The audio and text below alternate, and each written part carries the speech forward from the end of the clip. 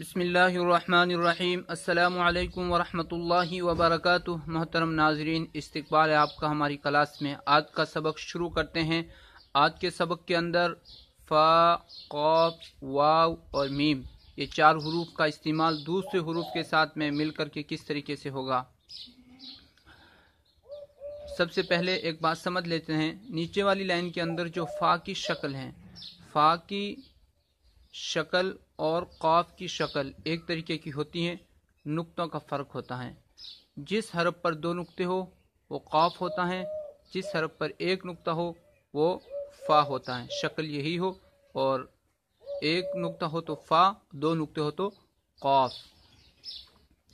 शुरू करते हैं।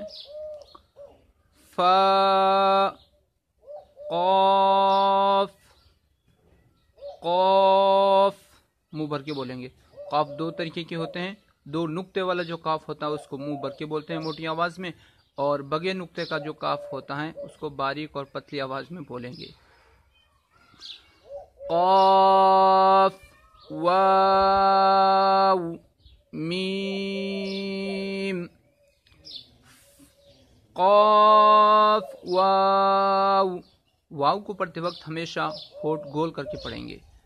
क़ाफ, वाव, फ़ा, वाव, फ़ा, क़ाफ, लाम, फ़ा, क़ाफ, लाम, लाम, क़ाफ, फ़ा, क़ाफ, फ़ा, लाम, लाम, फ़ा, क़ाफ, फ़ा, क़ाफ, लाम, क़ाफ, लाम, फ़ा, या, फ़ा, हा, मीम, काफ, मीम, काफ, मीम, लाम, मीम।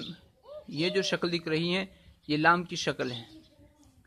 बहुत सारे हजरात इस शक्ल को अलिफ पढ़ देते हैं। ये शक्ल अलिफ नहीं पढ़ी जाएगी। इसके अंदर फ़र्क समझ ले हम। एक फ़र्क अगर जहन में रखेंगे तो लाम और अलिफ के अंदर फ़र्क करना आसान हो जाएगा। जब लाम हरफ के दरमियान में आता है और आधी शक्ल के साथ में आता है तो उसकी शक्ल और अलिफ की शक्ल एक जैसी होती हैं। तो इसलिए बहुत सारे हजरात इसके अंदर कंफ्यूज हो जाते हैं कि इसको हम लाम पढ़े या अलिफ पढ़े या हमज़ा पढ़े। अलिफ, हमज़ा, लाम, इन तीनों का अलग अलग फ़र्क हम समझ लेते हैं इसी सबक के अंदर। अलिफ का फ़र्क, अलिफ जो होता है वो ज़बर, ज़ेर, पेश से खाली होता है। अलिफ के ऊपर कुछ भी नहीं आता। मैं बच्चों को आसानी से समझाने के लिए अक्सर बोला करता हूँ, अलिफ टकला होता है। अलिफ के ऊपर कुछ नहीं होता है और ना नीचे कुछ होता है। उसी अलिफ की शक्ल के ऊपर ज़बर, ज़ेर, पेश या कुछ भी हरकत लग गई तो वो अलिफ हमज़ा बन जाएगा। ये फ़र्क हो गया अलिफ और लाम का, अलिफ और हमज़ा का, सॉरी, अलिफ और हमज़ा का फ़र्क हो गया। अलिफ और हमज़ा की शक्ल एक होगी, अलिफ और हमज़ा की शक्ल एक होगी।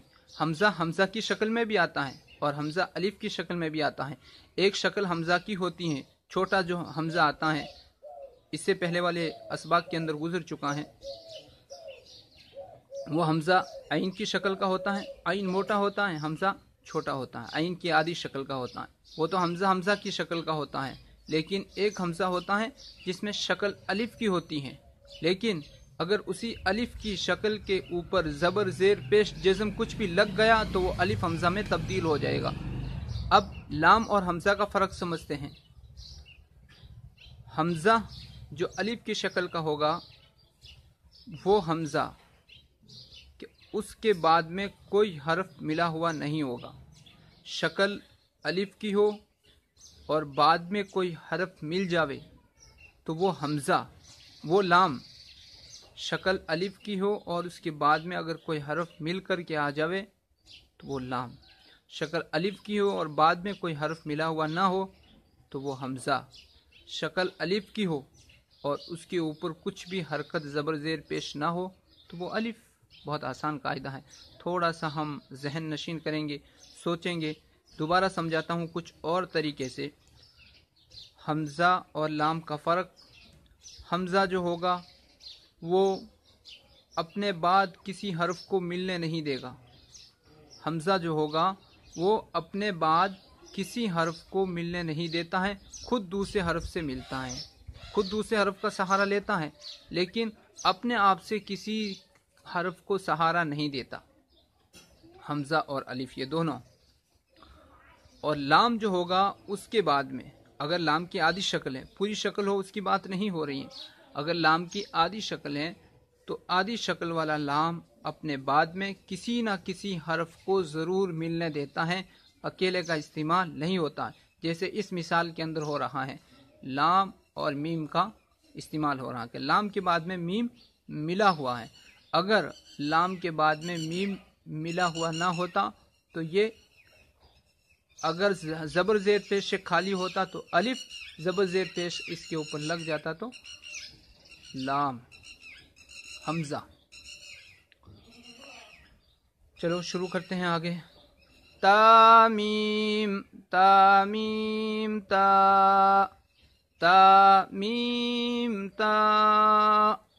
آج کا سبق یہیں تک مکمل ہو گیا. امید کرتا ہوں آپ حضرات کے سمجھ میں آ گیا ہوگا. جن حضرات کے سمجھ میں نہیں آیا ہے وہ کومنٹ کے ذریعے سے معلوم کر سکتے ہیں کہ کیا فرق ہے. اور میں تو یہ کہتا ہوں کومنٹ کر کے خود بتائیں اور سمجھائیں تاکہ مجھے بھی معلوم ہو کہ سننے والوں کو یہ فرق کتنا سمجھ میں آیا ہے. وما توفیقی الا باللہ. السلام علیکم ورحمۃ اللہ وبرکاتہ.